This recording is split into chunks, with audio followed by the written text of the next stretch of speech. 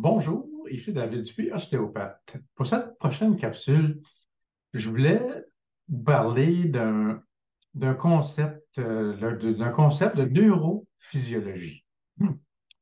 Pourquoi je vous amène ça? Parce que lorsque je parle à des gens qui ont reçu un traitement d'ostéopathie, je leur demande toujours en face, est-ce que vous avez compris votre traitement? Et souvent, les gens me répondent, ils disent non, j'ai rien compris du traitement. Ça me fait du bien. L'ostéopathe pose les mains sur moi. Et puis, bon, des fois, il fait des manipulations. Je comprends qu'il travaille mon épaule, ma jambe. Mais globalement, je ne comprends pas ce qui se passe. Donc, je vous amène ce concept-là de neurophysiologie pour comprendre qu'en ostéopathie, ben, on ne fait pas des incantations quand on pose les mains, on ne fait pas de la magie, bon, ouais. On ne fait pas des danses alentour de la table pour aider les gens. Donc, on travaille avec l'anatomie. Donc, avec les muscles, les articulations, les organes, etc. Et puis, dans cette anatomie-là, ben, il y a un système nerveux. Hein, donc, nos nerfs, le cerveau, la moelle épinière, les nerfs et que ce système nerveux-là est relié entre autres, à des propriocepteurs qui sont enchâssés partout dans le corps, dans les fascias. Les fascias, j'en ai parlé lors d'une vidéo précédente, c'est la matrice du corps humain. Donc, tout est enveloppé dans les fascias.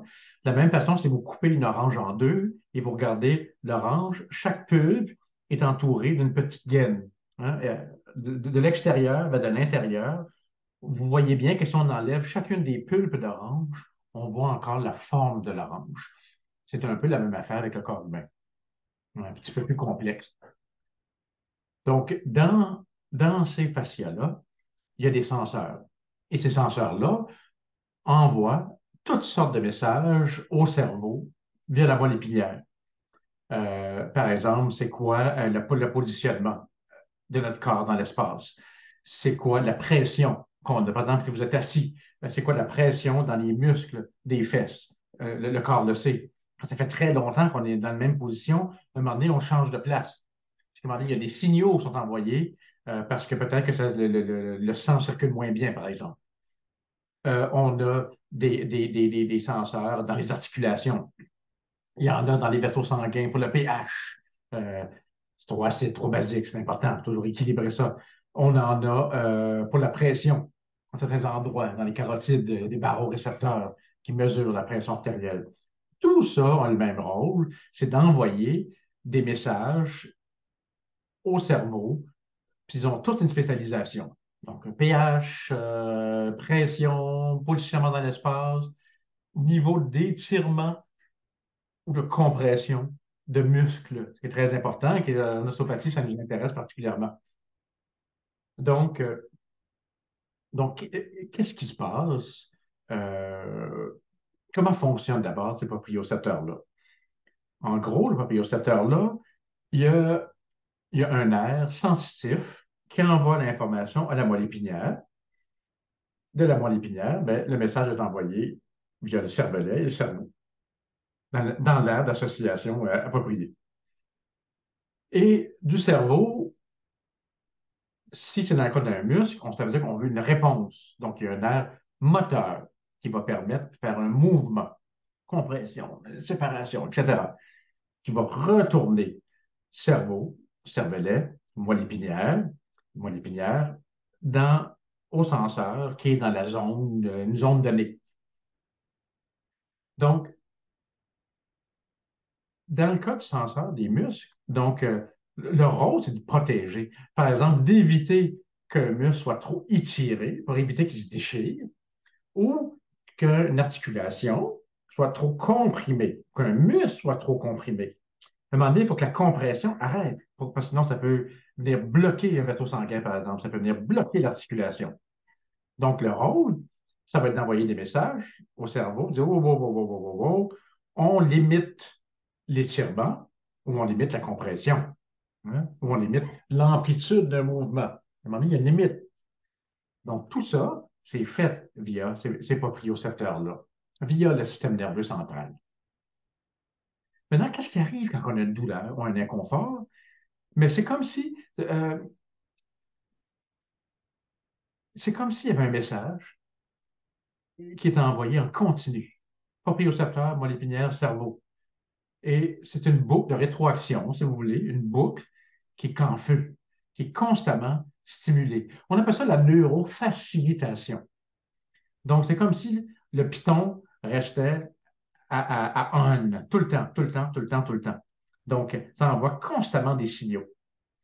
Donc, le but, peu importe la technique ostéopathique employée, et je n'entrerai pas dans les détails des techniques, mais il y a des techniques en ostéopathie où est-ce qu'on va travailler en compression, on va travailler en mise en tension, on va travailler entre les deux, ni trop en compression, ni trop en mise en tension.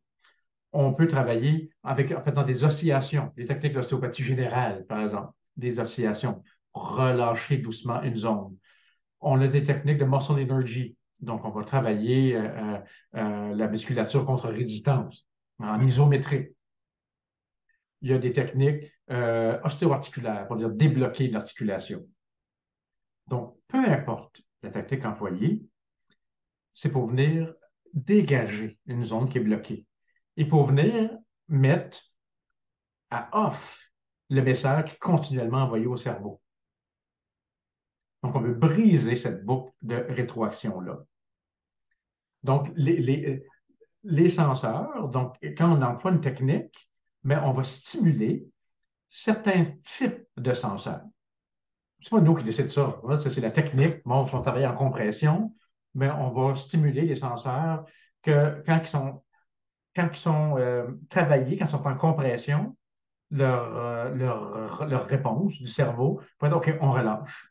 Si on travaille en étirement, la réponse, ça va être ouf, on relâche aussi, mais pas continuer à étirer, mais c'est comme si on venait un petit peu en contraction, juste relâcher, diminuer l'étirement pour le ramener dans un milieu, dans un ressort, si vous voulez. Hein. On a un ressort, on ne veut pas aller au bout, on ne veut pas le comprimer non plus. On veut rester un peu dans le milieu. Donc, ça va être ça le rôle des techniques. Des techniques. Et ça va être ça un peu qu'on va aller rechercher lors de l'utilisation d'une technique. C'est pour calmer une boucle donc, qui est en feu, qui n'arrête pas d'arrêter. Et à l'inverse, des fois, les gens se rendent compte, vous mettez vos mains, j'ai jamais réalisé qu'une zone était si dense, puis maintenant que vous mettez vos mains dessus, oh, je me rends compte que c'est sensible. Mais j'ai pas de douleur. Mais il y a également une boucle, mais au lieu d'être en neurofacilité, c'est l'inverse. Elle est comme endormie, la switch était off. Le cerveau a comme un peu minimisé cette zone-là parce que, bon, elle ne peut rien faire pour l'instant. Donc, le but, contrairement à segment de neurofacilité, ça va être lui de réveiller le segment. Quand je parle de segment, parce que c'est relié à un segment de la moelle épinière spécifique. Hein, si vous êtes vis-à-vis ici, mais on est relativement à peu près au même niveau à la moelle épinière. Puis on est dans les jambes, mais le segment est plus haut. C'est dans une cheville, il y a un segment de la moelle épinière et il est plus au niveau des lombaires basses et du sacrum, par exemple. Donc, ça va être de relâcher cette zone-là et de la remettre en communication avec le cerveau. Donc, après ça, on va avoir des techniques pour intégrer. Maintenant qu'on a calmé ou qu'on a réveillé, mais on veut renvoyer un signal positif, sain au cerveau, on va dire, OK, la zone est relâchée. Donc, on peut passer maintenant en mode guérison, en mode réparation, qui est aussi le rôle de l'ostéopathie. On va enlever des barrières qui empêchent le corps de faire son travail. Donc, j'espère que la prochaine fois que vous allez vous faire traiter, même si vous ne comprenez pas toujours ce qui se passe, que vous allez dire, OK, il y a l'air à rien faire, mais il se passe de quoi entre la zone qui est entre les mains du thérapeute et le cerveau, et ça ne se fait pas en 10 secondes, ça prend quelques minutes euh, pour calmer ou relancer une zone. Donc, sur ça, j'espère vous avoir éclairé. Restez en santé et on se revoit lors d'une prochaine capsule.